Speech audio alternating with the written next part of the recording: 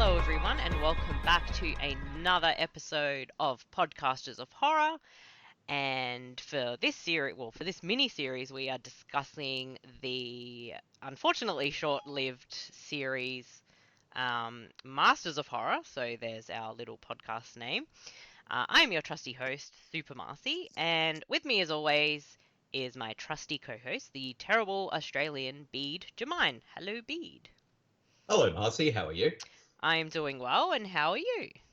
Oh, not too bad, thanks. Just getting all prepared for the Halloween season, which will, or at least around the time this episode is online, we're probably already neck deep into it because I know I've just posted my 31 days of horror viewing list, and I have tons of movies. I like tons of horror films I'm going to be watching on it, so I'm really excited that what this season's going to bring because it's always this time of the year that I always find a lot of fun, Marcy.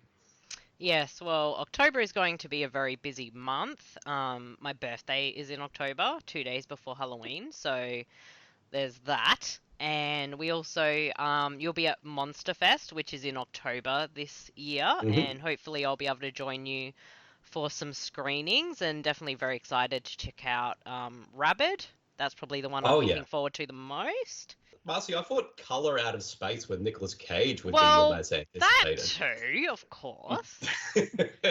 Can't beat the Nicolas Cage. Yes. But yes, as busy as we'll be for October, I think the special guest we have on is probably even more so excited for October. So yes, Podcasters of Horror is branching out to have a guest. So I'd like to welcome Matt Konopka from Killer Horror Critic.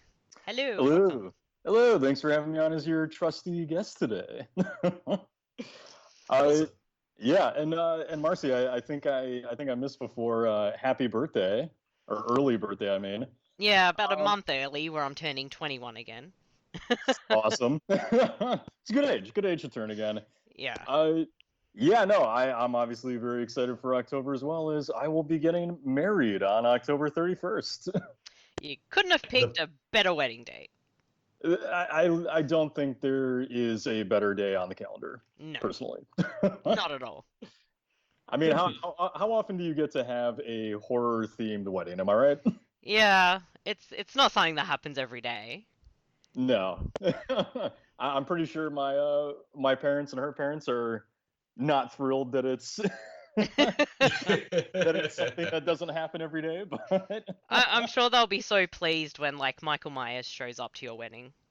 Oh, totally. Yeah, no, I invited him, Freddy, Leatherface, the whole gang. Matt, I'm going to be very disappointed if Freddy Krueger isn't officiating your wedding. I'm gonna be too, man. I reached out to him. I was like, Robert, we're best friends. You owe me this one. just come on over, speak for 10 minutes. No big deal. I'll fly you out. Well, if Marcy and I know anything about Robert Englund, if you ask him to talk about anything, he might at least go for about an hour or two. Just say. Yeah, it's the thing that I love about Robert, but also like mildly disgruntled over, just because I tried to meet him at Monsterpalooza a year ago and wasn't able to because the line was about like 5 or 6 hours long. But no, that's the great thing about Robert, is I feel like the line takes a while because he likes to chat with everyone. He's not just some asshole who's like, the fuck is your name? All right, here. Yeah. Here you go. No, he's very nice. He's very engaging. And when Bede and I met him several years ago, I think I held up the line for like 10, 15 minutes talking about Nightmare on Elm Street 2, Freddy's Revenge, because I'm sure no one else asked him about that movie, and he seemed really interested to be discussing it, so it's very cool. I mean, that's awesome of him, and I can't blame him. Nightmare on Elm Street 2 is a pretty interesting film. I kind of dig it. It's probably one of my like all-time favorite movies. I absolutely love it to pieces, and yeah, I think every time we watch it, Bede, we just find something new in that movie, and it's like crazy. There's like more subtext. Yeah. Indeed. Like I remember when we watched the Blu-ray of it for the first time, and I noticed like I think it was either on the bed or on the window, there's like these little carvings of like love hearts on the window, and I'm like, Okay, I've never noticed that before. It's amazing. But my favorite thing of all time, of course, where you see the game Probe in Jesse's closet, which is it's a film that has a lot of it's meant to be subtext, but it's clearly overtext when you watch it. Yeah, I just love in the conversations I've seen with the filmmakers, you know, they always seem to come off like we did not intend to make the movie that you've all made it out to be. but it's like you look at it and you're like, well, okay, well, if that's the case, what a happy accident, because I love what they did. It is quite possibly the most amazing movie ever made. Just saying. I think you might be right. Yeah, that'll totally segue to our topic of conversation for this evening. So where we're up to with Masters of Horror is we'll be discussing episode or short movie number 7, Dear Woman from John Landis, and episode 8, Cigarette Burns from John Carpenter. So on our debut episode for the show, Bede and I discussed how we first got introduced to Masters of Horror, whether we watched it when it first came out or discovered it a bit later. So what was your experience in first seeing Masters of Horror?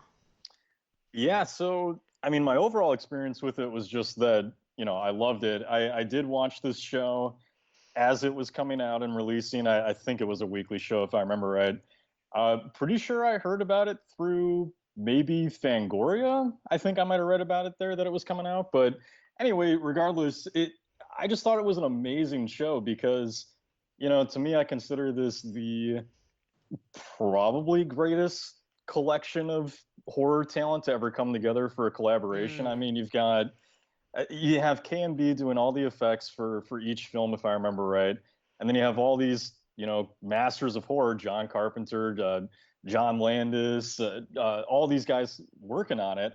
And I just think that, you know, what was so wonderful about it is Mick Garris was able to bring all these people together, and I think it's because, you know, if I remember right, the sort of pitch that he had for them was that, you know, this is going to be on Showtime, but you guys are going to have the freedom to do whatever you want. You know, no big studio restrictions telling you got to cut this and cut that, or, you know, take this gore out here and, you know, replace it with a love story here. Like they got to do whatever they wanted. And I think that was a big draw for them because it kind of, you know, resulted in Masters of Horror being a little bit of a sandbox. You know, all these Masters of Horror playing this sandbox of film, and yeah, it's just a really fun result. I was devastated when they canceled it after 2 seasons. Yeah, it's a shame it didn't last much, like longer than 2 seasons, because there's just so much great stuff in there, so much talent in there, and it was a really great concept. But maybe the world just wasn't ready for Masters of Horror. I don't know.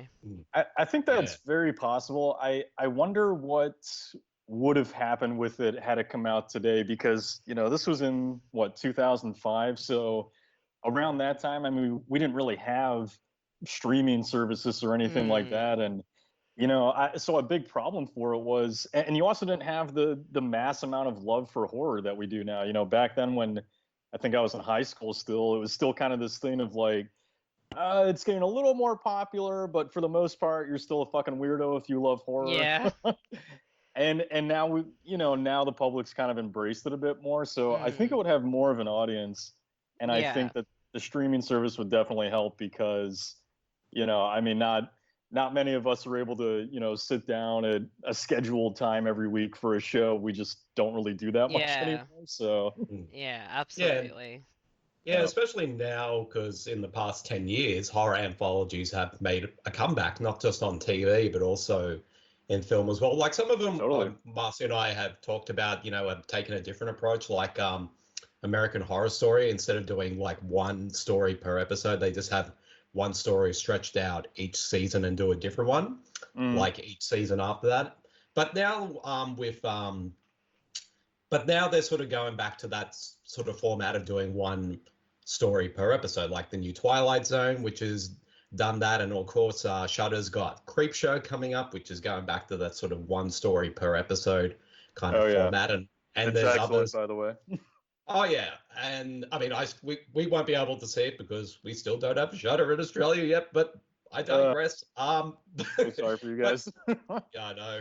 But there are other ones in the works as well. I know Guillermo del Toro's got a horror anthology series that he's producing for Netflix coming up, I think, next year, I think. So, like, this is a good time. And, of course, you know, the last few years have had a few anthology horror films. And funnily enough, Mick Garris was involved with an anthology film that came out recently, Nightmare Cinema, that kind of goes back to that sort of Masters of Horror mold, but in a movie form. Yeah, I was actually going to mention Nightmare Cinema because I don't know about you guys, but I personally really enjoyed that one too. And I sort of get the impression, and you know, obviously I don't have proof of this, but I sort of get the impression that that was kind of Mick Garris's pitch for like, hey, let me bring something like Masters of Horror back again. Because you're right, it is the perfect time for a show like this to be running. And I mean, there are services like Shudder who I think would pick it up in a heartbeat if they were able to.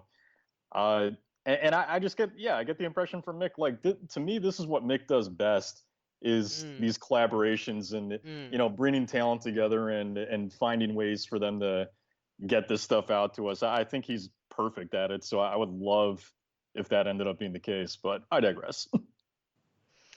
Yeah. I guess we'll see what happens. Bede, do you want to take us through our first episode for discussion, Dear Woman?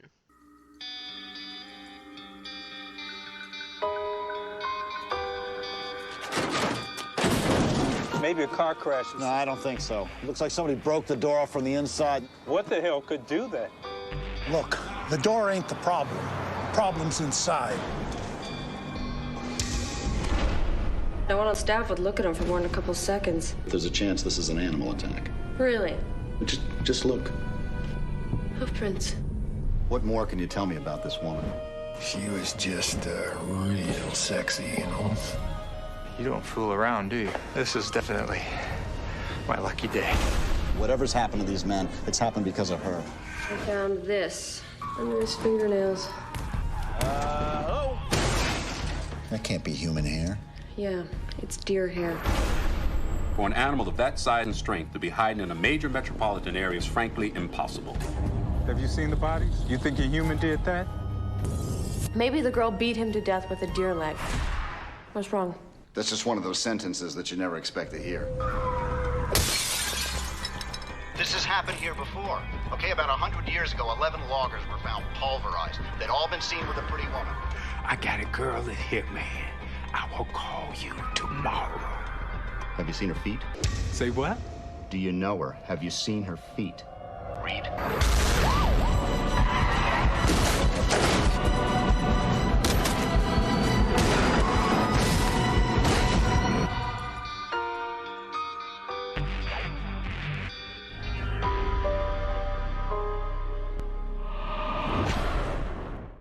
Indeed. Dear Woman, of course, was directed by John Landis, who, of course, the director behind the films American Werewolf in London, Innocent Blood, and as well as comedies like The Blues Brothers. The episode was written by John Landis and his son Max Landis, and the film stars Brian Benben. Just getting the list up who else was starring. Anthony Griffith, Sonja Bennett, Cinthia Moura. And the plot summary for this one is, in this horror comedy, a police detective investigates a series of brutal murders which are committed by an ancient creature from Native American mythology. And Marcey, what did you think of... actually, Matt, what did you think of... Okay. I'm sorry, I was just thinking... Just skip right over you, Marcey. I apologize, Marcey. I know you have a lot to say about this one, but I remember we usually ask our guests first. We do. So I figured, well, I'll backtrack and let Matt explain his thoughts on Dear Woman. All right. Well, just to, I should preface with, I'm going to do my best to withhold my disdain for the scum of the earth that is Max Landis and his father. So. Well, that's kind of like the big elephant in the room that we'll have to at least talk about a bit, especially in highlight in the past couple of months that allegations of sexual assault, misconduct have been have happened with Max Landis. And from what I've heard, even before all that stuff came out, I've heard that from a lot of people, that he in person is a major douchebag. Oh yes. So a talented one, because he has written some movies that I've actually quite liked, like Chronicle and American Ultra, which I thought are both great movies. But for sure, yeah, but that doesn't change the fact that as talented as a writer you can be, doesn't change his behavior. But Matt, continue. Yeah. Yeah, I mean, it's just and yes, it's absolutely true. Everyone I've ever spoken to who's met him just absolutely hates the guy for all the reasons we can probably imagine. He basically sounds like a pretentious douche, which, you know, I get it, I guess. Not really. But okay, as far as Dear Woman goes, I actually, again, taking my feelings out of it, I actually do really enjoy this one for the most part. I thought that of the first season, it was one of the funnier episodes. You know, you can definitely tell that John Landis had a hand in this. I mean, it's a hysterical film. It's very stupid, you know. It's not exactly the most brilliant premise, but I think that they find a way to play with that. You know, I really enjoy the scene where Detective Dwight is trying to think up in his head of what's going on with these killings, and he imagines all these different scenarios that go from, you know, a woman actually beating someone to death with a deer leg to this like giant buff deer Frankenstein-esque creature like carrying her around into the forest. And, you know, so they do really fun stuff with it. I think the character of Dwight is great, and that's a credit that I regretfully give Max, is that he does a great job in giving us a character that's entertaining to watch. You know, I never really cared too much about Dwight's backstory, but he's a fun guy to watch. You know, I love the scene where he's mugged by an attacker and you know, ends up getting the guy on the ground and then just stabbing him for no reason. Just be like, you know what, fuck you for ruining my day. Like, yeah. So I mean, overall, it's just a really fun film that, you know, I'm not going to walk away thinking too heavily about, but it's an entertaining movie. So I have to give it that, as much as I don't like either of these guys. Which is fair. Yeah, which is fair. Yeah. Bede, am I allowed to speak now? Oh yeah, sorry. I apologize before, Marcey. Sorry. Okay, well, go right ahead. All right. So obviously, yeah, I'm with Matt on fuck those two douchebags. Yep. Yeah, I mean, it wasn't until more last few years that I sort of had read more and seen more of like John Landis and his own behavior and stuff, and then pretty much since Max Landis kind of made a name for himself with writing, I'd been hearing just horror stories about him being a douchebag, a prick, and then of course now, you know, accusations of sexual assault and whatnot. So yeah, got no love for this father and son duo. And look, I prefer to sort of separate art from artist, I guess, from the person. But I kind of found that really difficult with this film, because I just felt like there was things that were very misogynistic about it, and elements that I'm like, okay, you really freaking hate women. So that kind of, like, I had messaged Bede when I watched it, because I can't remember if I watched it originally or not. Yeah, I have very mixed feelings on it, because on the one side, like, there are a lot of entertaining elements. Some of it's quite well written, with you that the main detective is an interesting character and he plays it really, really well. I like that the sort of central mystery is, like, it is ridiculous, and you sort of deal with these very sort of straight-laced characters trying to deal with something that seems very ridiculous, which I think worked. But I think on that other side, it's like, this movie does not like women, and that does not sit well with me. So, well, don't worry, Marcey. We can talk a lot about how I think this movie reflects Max Landis' insecurity with women. Absolutely, it does. Like, I have nothing wrong with, say, a female sort of, I guess, villainish type thing. But I think just the way it's handled is very just not done in the best way.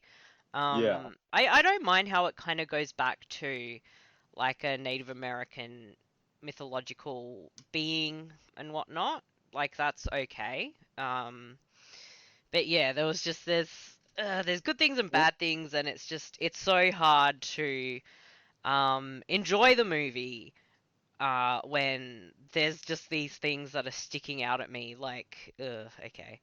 Right. But So you know, I was gonna say, like, what John Landis does well is sort of mixing horror and comedy, and like you said, it is very funny. There are some very funny scenes, which do work, but again, it just becomes very difficult with this right. movie. So Yeah. so just so I understand too, so Marcey, this was your first time seeing it recently, right?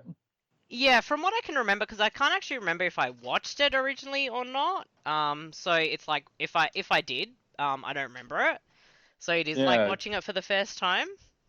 Oh, I just asked because I figured we'd probably end up talking about it a bit, so I hadn't mentioned yet. But I will say that, originally when I first saw it, again, I thought it was really entertaining and funny, and had its problems. But as I was rewatching it this time, I still find, like you said, parts of it enjoyable. But there are a lot of things having to do with sort of the sexism and misogyny of it that really rub me the wrong way, especially kind of knowing more about who these guys are now. Yeah, it sort of brings to light a lot more than it should. Yeah. Or was ever intended to. But yeah, no, it was sort of a very mixed bag for me. Yeah, like I have a big problem with how the woman sort of goes about her killing, but I'm sure we'll talk about that after Bede tells us what he thinks. Yes, Bede, what did you think? Indeed. I'm kind of somewhat in the same boat as you, but I probably liked it a little bit more. Like I get sort of at the time, I think my feelings on it now are pretty much the same as it was when it first came out. I think on its own, it's a pretty solid and enjoyable episode, and it is quite funny. But there's kind of an awkwardness to it, and I think in the way how some scenes, either on both sort of on a script level and a direction level, just come across as a bit awkward and a bit sort of sluggish. But when the movie actually does shine, it shines really well. And I think, and I can definitely sort of watching it now, given everything that has been going on with Matt Landis, I can definitely sort of see that undercurrent of, sexism and misogyny in there, especially with how it sort of portrays the dear woman, especially because she doesn't talk at all throughout the whole film and just is there to kind of lure, even though it is based on Native American legend where she just lures promiscuous men and then kills them. But it's just how it's sort of handled does come across as very awkward. It's just like, okay, so women are there to look pretty, and then they will just destroy you. It's like, no, dude, you fuck off, basically. Yeah. And Right. but I think when the film does actually work really well is just the other stuff around that, those kind of sections. Like for example, like the characters are really well done. I think Brian Benben, who plays Detective Dwight Faraday, I think was excellent in this episode, and I just I haven't seen the TV show that he's probably best known for, Dream On, but I was introduced to him in this episode as an actor, and I just really loved his performance. And he's just got this sort of dry, sarcastic wit about him, and he's got a really interesting sort of as a character. He's really interesting and has an interesting backstory as well, which you sort of find out more, like why he's sort of mocked in the police force and why he's sort of put in this box where he has to sort of look at like his cases instead of like being homicides. He is now sort of working on animal attacks. Yeah, he gets the weird ones. The weird ones, as he said, the weird calls, as he Yeah. says a lot. But I think he was really great in the episode. Some of the acting outside of him is kind of a bit of a mixed bag. Like Anthony Griffith, who plays his partner, Officer Jacob Reed, I feel like he's kind of was on and off throughout the whole episode. Like sometimes he's he's on and off. Yeah, like sometimes he comes across as very wooden as well.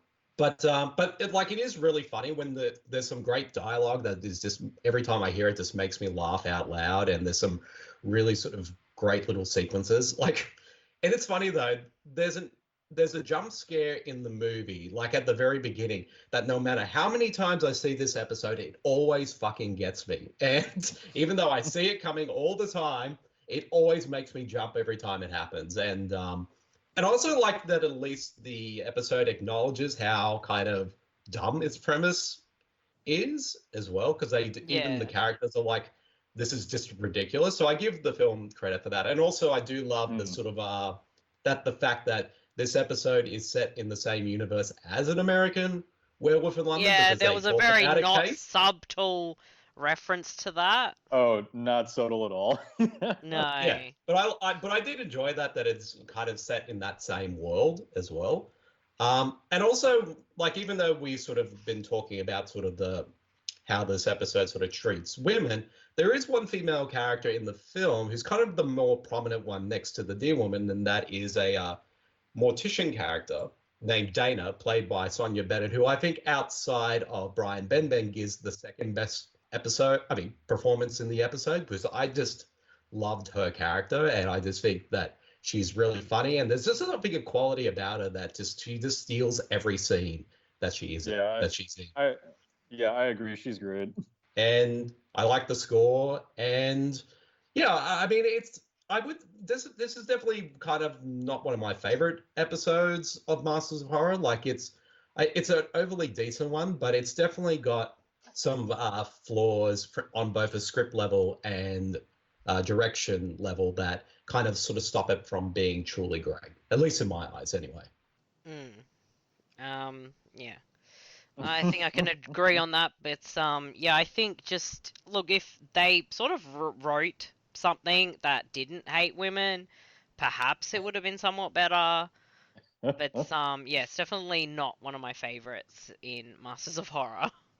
Yeah, so I'm curious what you guys think about this. So I think one of the things that really bugs me about it is, touching on the way that it treats women. Something that I really despise in horror when it does this is like take and I hope some of your listeners will probably be mad at me for this, but take Last House on the Left, for example. Something that's always bugged me about that film is that in the end, once the parents are getting vengeance for what happened to their daughter, the mother still goes as far as to blow one of the guys before she kills him. And, to me, I never really understood why that's even necessary. It feels like it just feels like they're missing the point, of what's going on in that film. And so I get the same impression here where, okay, so we're supposed to believe that the Deer Woman is luring men away to murder them, and that's fine. I'm okay with that. It's just, does she really have to fuck them first too before doing this? Like, that's... Apparently she has to show her boobs, at least. Right, well, you definitely have to show the boobs. Yeah, apparently it's just like, she has to show her boobs. But, an example is the guy is the first kill in the hotel room, I believe, where I'm pretty sure the implication there is she gets down to blow the guy and then kills him later. And I guess for me, it's just like, is there a point to this, or are we just trying to over-sexualize this, which I think kind of, plays into the whole misogyny of it, if that's the case. Look, I think so. It's almost like, I don't know how to explain it. It's just like, it's trying to, in a way, say, women are just there for use, right, and then they will destroy a man. It's like, well, go fuck yourself, basically. Right. I do think it's hard. It's really hard to, like, I think I would have this feeling no matter what with this film, but it's especially hard once you apply Max to this and just, it is.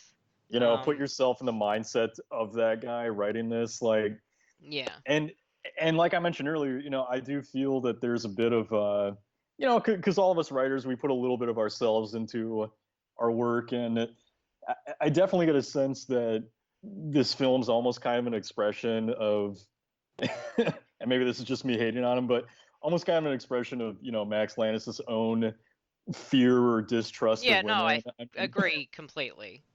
Yeah, because I mean, not only is the whole thing about, this pretty quiet girl who's essentially treated like an object the entire time.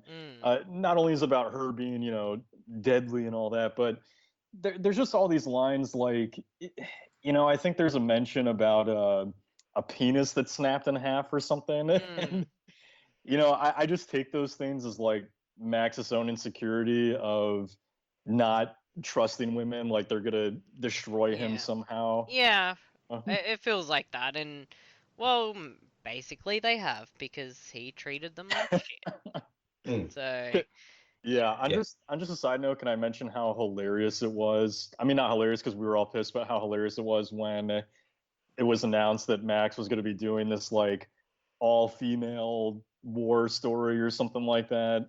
Like he was going to be adapting some film that was supposed to be all about female empowerment, and every one of us were just like, "Can you just go ahead and fuck off again? Thanks." Yeah. Yeah, like just piss off. Anyway. Yeah. Bede, what do you rate the film out of 5? You know what? I'm going to give it a 3 out of 5. Like I said, there are things about it that I still find enjoyable, but it is kind of like there is, like I said, an awkwardness to it as well, and on both a filmmaking and writing level. But I still enjoy it nonetheless. But I think mainly for some certain sequences that I think are both really well done and clever. Like there's a scene in the film that is a clear homage to the original Cat People film, which I really enjoyed. And like it is, like I said, it is quite funny. It has some really strong performances, but it's not one of my favorites. But for me personally, John Landis would do a much better job as a filmmaker for Masters of Horror with his season 2 episode, which we'll talk about in a future episode. And Matt, what would your rating be out of 5? Yeah, I'd probably give it I'd say I give it a 3 as well, because it, the points I'm taking off are specifically just because I really don't like a lot of the messaging and the treatment of women in this. But aside from that, it is entertaining. I do really love the character of Dwight. I agree with Bede that I do sense an awkwardness in this film. It's kind of like, to me, it almost feels like Landis sort of phoned it in a bit at times. It really is hard to put your finger on it. It feels like, it almost feels like he just kind of got there and was like, all right, let's just get this fucking over with.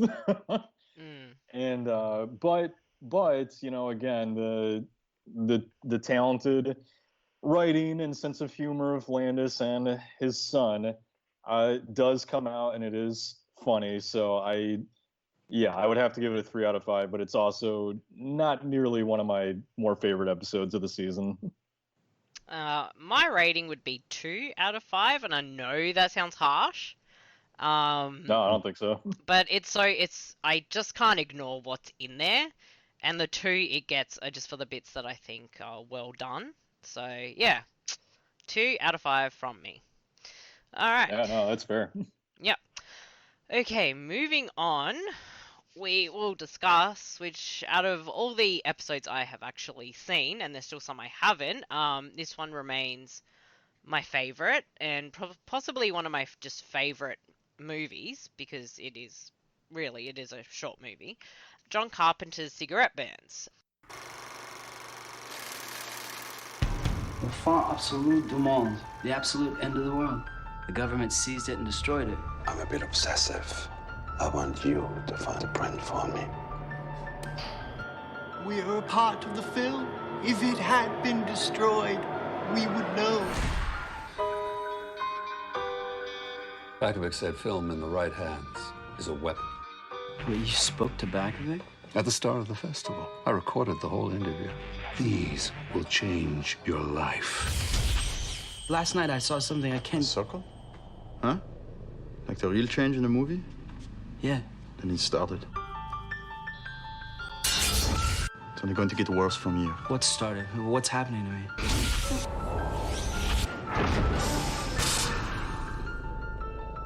Are you my sweet man, Kirby?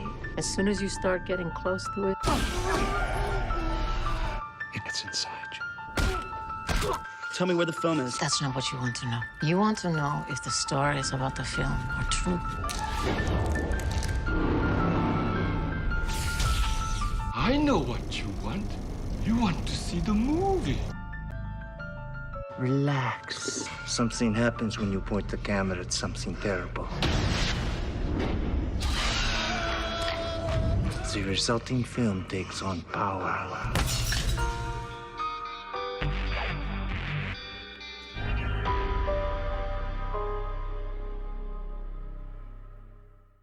This one was obviously directed by John Carpenter, written by Drew McWeeny and Rebecca Swan, starring Norman Reedus and Udo Kier, and they're the two that I want to mention because they're awesome. And the plot summary, which I'm taking from IMDb: with a torrid past that haunts him, a movie theatre owner is hired to search for the only existing print of a film so notorious that its single screening caused the viewers to become homicidally insane. So the legendary horror movie is called La Fin Absolue du Monde, so a nice French title. And yeah, so Bede, no, sorry, Matt. Just pull a Bede. Very nice. Matt, please share your thoughts on the glory that is cigarette burns. Yeah, so I'm with you. I think this is one of the best episodes of both seasons. It's John Carpenter, who is my hero in terms of directors. I love his work, and I think you can see a lot of why in this film. I mean, overall, I think what's so great about Cigarette Burns is it's just a really fascinating film that taps into, I think the way a lot of us kind of look at film. It really taps into what is special about it and what is powerful about it. And like Carpenter, he likes to kind of play around with these themes of media and how it affects the public, like he did it with They Live and In the Mouth of Madness, which is one of my favorites. And he does it again here with Cigarette Burns, where, I mean, this whole story is about the power of a single short film and how it, affects everybody at this screening and drives them to madness. And I just think it's very relatable for, big film nuts like us, because, I think we can probably all say that we have that white whale of a film that we've always tried to seek out, and we want to experience it. Like I love that, Norman Reedus' character, he doesn't necessarily want to own the film. He just wants to see it. He's doing all of this mostly for the money, but also he really just wants to experience this movie. And that's what everyone around him is doing, is they can't help but want to lay their eyes on it, because, that's how a lot of us get with this sort of stuff. If there's something we haven't seen that we know is supposed to be special, we want to see it no matter what. Even if, like, I think even if someone was telling me, Matt, you don't want to see this horror film because it'll drive you to madness, I'd probably still be like, well, now I just want to see it more. So yeah, so I really love it. I think that Reedus and especially Udo Kier give great performances. I love the sort of darkness of the film. It's a very dark Carpenter story.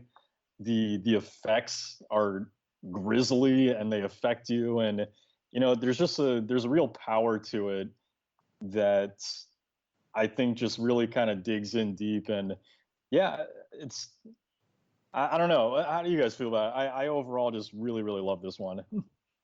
Okay, I guess I'll go. Okay, sorry.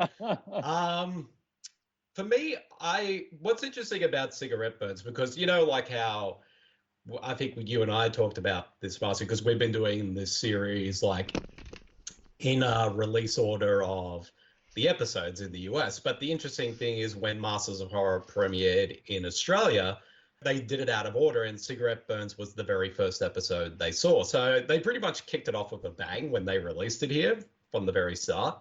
And Cigarette Burns, having rewatched it, I've seen this one quite a number of times, and it definitely is up there as one of Carpenter's best works. And for me, this is one like that does feel like his work, like his cinematic work. And like you said, Matt, you could easily see this one put aside along, some of his films like in the Mouth of Madness, which is the one that kind of reminded me the most of while watching this film, just without sort of that sort of H.P. Lovecraft quality. And I think the performances are great. Norman Reedus is really good, but Udo Kier is probably, for me, the standout of it as well. But also, I just, as somebody who loves films, but also movies that are about films, this one was totally going to be my jam. And it's interesting because a couple episodes back, Marcey, we talked about Dario Argento's episode, Jennifer, how we sort of talked about how that didn't feel like an Argento film. But watching this one feels more like an Argento film than Jennifer does. And because I think European horror was definitely a major influence in how Carpenter approached this story, not just because, you had Norman Reedus's character going around country to country trying to find this film, but just sort of the tone and feel of it as well, and the sort of the darkness that Carpenter taps into with the story. Like there's one section of the film where Reedus, while trying to look for the film and try to get information, he stumbles across basically a snuff film ring as well, and it almost becomes part of it as well, which is a very dark and disturbing scene, and how that's sort of done.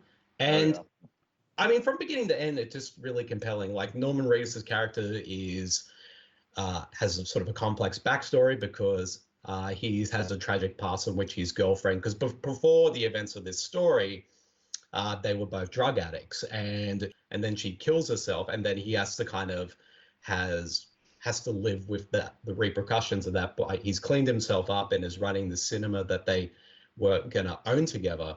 But of course, he's being harassed by her rich father, who basically wants to see him dead. And from beginning to end, this film is just really captivating. It has a lot of weird imagery, and it's really grisly in how it showcases its gore and violence. And of course, it's just one of those ones where, like, after you watch Cigarette Burns, you just don't forget about it after you watch it. And and as we've stated before, like we always talk about, when we talk about a specific episode, is this one good enough to be fleshed out into a full feature-length film? And this one, for me, definitely would make a great 100% film. Definitely. Like, you want more of this. And look, I could probably spend a whole day just talking about this hour of film, but this one, just when I first saw it, it stuck with me for such a long time. I think it's the imagery, the story, just everything is just so incredible. It's just so well done, and yeah, I'm with you guys as well that it is, it's kind of a companion piece to In the Mouth of Madness, because they do have a lot of similarities, which, that's In the Mouth of Madness is also one of my favorites. But I think there's just something so haunting about this film. And, from the get-go, when you see, the angel that's kind of in chains in the Udo Kier's character's house, you're not in for something that's going to be straightforward. And, you start wondering, what the hell is this lost movie that drove people mad? With such an interesting title, and it's just really intriguing, and not everything is really explained either, which I think works as well. Yeah, it's always better, I think, the less we know with horror, because I always like to imagine what's worse. What you imagine is always worse than what you're going to see on screen. Which to touch on the film that ultimately is the centerpiece of this movie. I want to add that I think it's really smart of Carpenter to have not really shown any of that film in this, because again, we're being told that this is a film that was so horrific and mind-blowing that it drove people to madness. And if he actually showed us that film, it takes away the effect, I think. Exactly, it takes away the effect, and there's no way that it could ever live up to expectations. And I always thought that the Ring was a good example of that, where, the video itself is okay, it's kind of creepy, but the idea of the video is much scarier than what you actually see on screen. Yeah. But I'm glad you mentioned the angel too, because something that I think again is really powerful about this movie is that, you know, Norman Reedus' character Kirby, he sees this angel, which, I mean, he doesn't know it's an angel at the time, but he sees this man essentially chained up on this little platform that's slowly spinning in a circle in Udo Kier's house, and he really doesn't seem to have a second thought about it. Yeah, that's something I noticed. It's like, wouldn't you be putting two and two together? He's got the wings in the other room, and you can clearly see they've been cut off this man. It's like, wouldn't you do something or feel something, or is it the power of just the thought of this movie that intense that you don't think these things? And that's what I think it is that I love so much about this. You know, again, this is a film that I think really speaks to, you know, again, film nerds like us, because it's all about that power of wanting to see this film. You know, Kirby is so attracted to the idea of seeing this film that drove people insane that he is willing to overlook essentially a captured angel with its wings cut off in some guy's house. Yeah, you know, pretty much. That it's just like a side note to him. Like, he does not care. He only cares about the film. Yeah, So, and I really like how it's really well paced. Everything's kind of revealed in certain ways, and like you can kind of muster together that the guy that directed the infamous movie obviously did some kind of deal with the devil, which I think adds a bit more intrigue, but it's not really outright said, but you can pick up the pieces, and I like that, which makes the idea of this film much more horrific, and that, you know, it was made to maybe unleash like a hell on earth, and that's why it's not really been seen, and when they do see it, you see the horrific aftermath of it. Right. Which, of course, spoiler alert, ends with a bit of murder and suicide.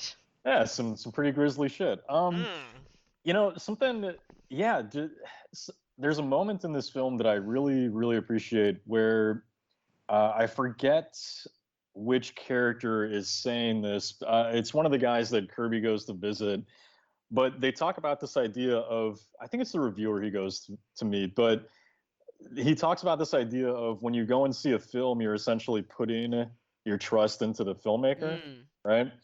And you trust that you're going to sit down and you're going to experience something, but it's not going to be something that's so psychologically damaging that I'm suddenly going to jump out of my seat and murder everyone.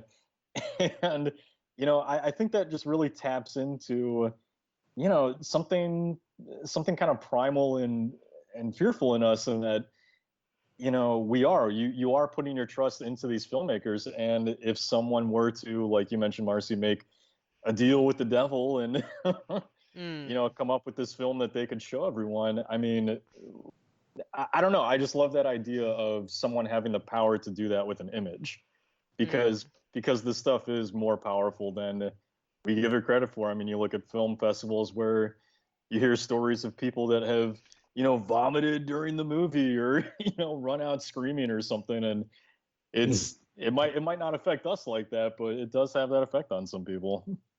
Yeah, it's like when we were at the Melbourne International Film Festival last week, when we went and saw The Nightingale. Like, there were people who walked out of that film. Like, that's how cinema can just be so powerful that it can get that kind of reaction. Maybe not, or, you know, sort of we all react differently in a lot of ways. But but I think what, like you sort of said about also The Ring as well, which also was another thing that reminded me a lot of this film while I was watching it, because it does besides I said things there, yeah, like, even though it feels like a Euro horror film, but there definitely does have that sort of quality of Japanese horror cinema in there as well. Right. Especially you have this kind of item, you know, and this is what Japanese horror films did a lot in the sort of late 90s, early 2000s, is use technology to have sort of something horror, I mean, demonic about it, like whether it's a videotape or a computer or a phone, or, you know, it's kind of using those as these kind of vessels for something much more horrifying. And And the fact that it's this one film, or at least a reel of film, that can make anyone who watches it just go mad. And I, in a lot of ways, I could also, it just, in that regard, it just works really well. And when we were sort of talking about In the Mouth of Madness and that, because I know Carpenter has said that The Thing, Prince of Darkness, and In the Mouth of Madness are his like unofficial apocalyptic trilogy. And for me, Cigarette Burns could almost be like the epilogue to those ones. Yeah, Even though it's a much more agree. small, like it's a much more smaller scale compared to those ones. But since, well, the film at the center of the story has its English translation is the absolute end of the world, like it could almost be seen as a film that could literally bring the apocalypse. Yeah, I definitely agree with that. And I was kind of thinking about that same thing yesterday. So very nice point made. And also, let's not forget the score, which was done by John Carpenter's son, Cody Carpenter. Yeah, I think it's really good. I think that was his first. Yeah, that was his first, yeah. And like his score reminded me, like, even though I've always liked his score, but on this recent rewatch, I just realized it sounds almost so much like either the Suspiria score or even the Exorcist score. And there's like this simple kind of piano tune that just keeps going over and over again, and it's just really beautifully done. And of course, Cody Carpenter will do a lot more scoring later on, and even work with his dad on doing the score for the Halloween film that came out last year. Yeah, and I mean that score was one of the highlights of the new Halloween film for me. It clearly musical talent runs in the family because both Cody and John are just extremely talented when it comes to that. Absolutely. Yeah, look, I don't know if there's, like I said, I could just go on and on about it, but I don't want to be here for like 50 hours talking about this movie. I just think it's brilliant. There's so much I love about it. And look, as much as I love that we don't really see images of that film, I just want to see that film. Right. Well, I mean, again, like I think that's, I mean, that's the brilliance of it, though, right? Yeah. Like even knowing how this film goes, I think all three of us can say if something like this existed in the world, where it's like, hey, there's this obscure film that a handful of people have seen and it drove them mad. We're like, yeah, I want to see that. Yeah, all three of us would be like, oh, it drove him mad? Awesome, I want to see that. Yeah. But on a side note, the kind of central story about seeing this film and the repercussions of it, Toby Hooper actually wrote a book, a fictional book, where he is actually like a character in the story, where one of his very early like short movies, I think, gets found and screened, but the movie has like once it's seen, it has these strange like repercussions. So it kind of has the same like thing in it, but this one kind of it revolves more about like it probably has more in common with say like STDs, AIDS, like a thing that gets spread through sex, but it's because of the watching of this movie. So it's kind of an interesting, weird companion piece almost. Interesting. But I can't think of what the book's called, but I actually recommend it. It's a really weird and interesting book, and I think it just shows like how talented himself Toby Hooper was in a lot of different ways. Yeah, it's driving me nuts because this entire time I've been trying to remember the name of this this story. I guess I don't actually know what they're called these days. A story podcast where it debuted on Shudder, and it's all about this guy, very similar plot, where this guy is tracking down this record that's supposed to have a similar effect. Like you listen to it and it drives you insane. I can't for the life of me remember what it's called, but I know it came out through Shudder. But yeah, very, very similar thing. It works really well as a companion piece for this. I just looked it up. The novel's called Midnight Movie, a novel. So yeah, highly recommend it. I just came across it one day and I'm like, oh, it's by Toby Hooper. Yeah, so it's another kind of, I mean, it's very different, but it's also got those sort of similar things. So it's definitely well worth checking out as well. So I think that kind of wraps up our Cigarette Burns discussion. Matt, what would you rate it out of 5? Oh, Sorry. I'm sorry, what were you saying, Bede? I was going to say, like, that scene where, before we reveal our ratings, that scene with when Kirby meets the film critic and he's been, like, writing the same review for the film for, like, I think 30 years or so. Yeah. That scene really struck home because it takes me at least 30 years to write a review these days. Yeah, it does. I actually wrote down the comment in my notes of, I was going to say, who wants to tell that reviewer that no one reads million-page reviews anymore or ever? and it's pretty... I'm sorry, yeah. No, go ahead. I was just going to say, he's going to be really disappointed once he finally finishes that and realize no one wants to read it. Like, you could tell, like, because Drew McWeeny, who co-wrote the film, because he's a film critic as well, so you could definitely tell he sort of brought a lot of that into the film. And also, I do love the fact that one little thing that I found really funny is that anytime people talk about any, films in the story, they go by their original titles, like, like they say the Fin Absolute du Monde, rather than saying the English translation, the absolute end of the world, or even on the cinema where that Kobe owns, Profondo Rosso, which of course is the original title for Deep Red. So if people just pronounce that title rather than its English translation, which I found was really cool. Which is something I prefer to do, but half the time I can't pronounce it. Anyway, so yeah. Sorry, Bede, you got a little bit of editing to do here. That's all right. Okay, so I'll start this again. So I think that kind of wraps up our talk on cigarette burns. Matt, what would your rating be out of 5? Really quick, before I give it the rating, just quick note, the Shudder thing I was talking about is called Dead Wax. I highly recommend it.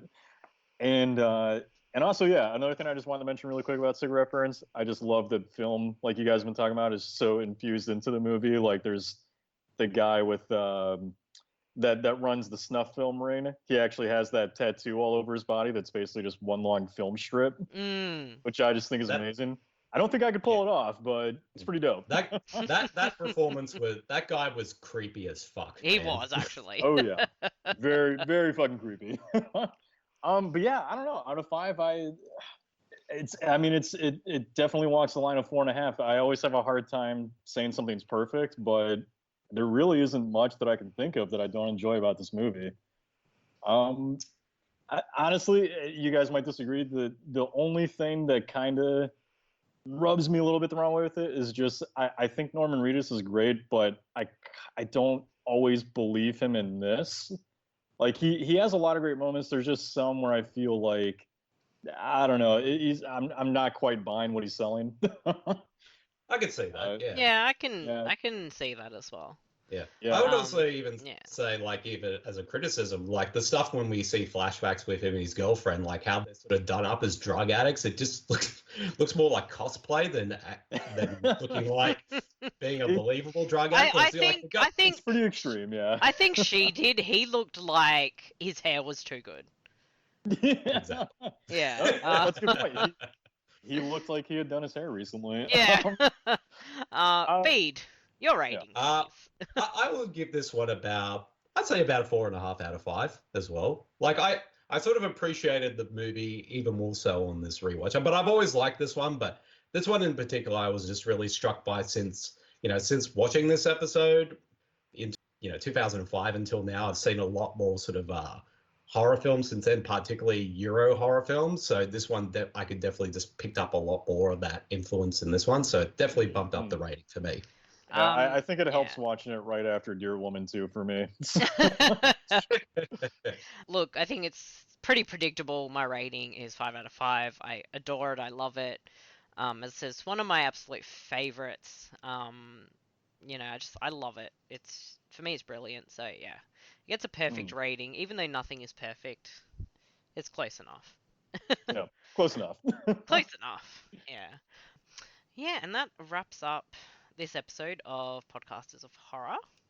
Bede, would you like to do the honors of where people can find us on the internet? Of course. If people would like to find us, let me just find the thing for a second. Well, you can find us at www.supermarcey.com. Oh, no. You can follow me at Twitter at Okay. super. Hold on. You can follow me at Twitter. Okay. It's twitter.com/supermarcey, now Bede.